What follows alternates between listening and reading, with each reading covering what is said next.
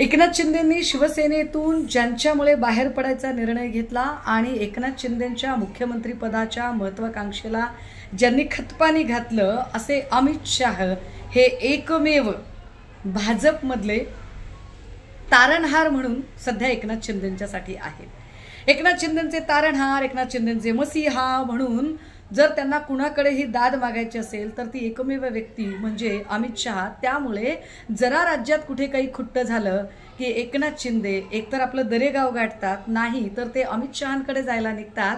पण मुळात अमित शहांकडेच ते का जातात तर त्याचं एक महत्त्वाचं कारण हेही आहे की अमित शहा आणि देवेंद्र फडणवीस यांच्यामध्ये असणारा कोल्ड वॉर आता काही लपून राहिलेला नाही।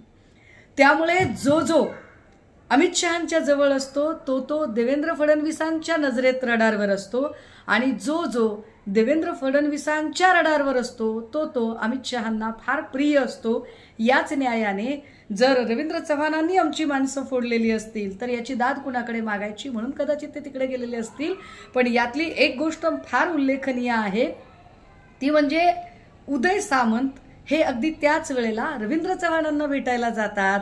कदाचित जर उद्या अशी काही परिस्थिती आलीच की नाही आपल्याला आता या सगळ्या चौकशीचा ससेमिरा किंवा चहूबाजूने होणारी कोंडी फोडायचीच असेल आणि जर भाजपसोबत मर्जच व्हायचं असेल तर काय करावं, तर उपमुख्यमंत्री पदाची महत्त्वाकांक्षा असणारे उदय सामंत कोणत्याही क्षणी आपला जवळचा जो काही एकूण जो गट आहे तो घेऊन भाजपकडे सुद्धा जाऊ शकतातच की।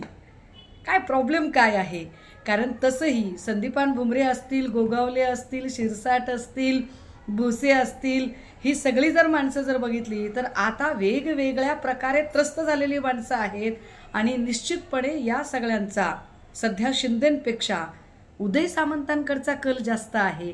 त्यामुळे महाराष्ट्राच्या राजकारणातला जो रंजक पट आहे 2022ला जे काही शिंदेंनी एक अंक नाटकाचा दाखवला होता, मला वाटते त्याचा दुसरा अंक आत्ता सुरू आहे।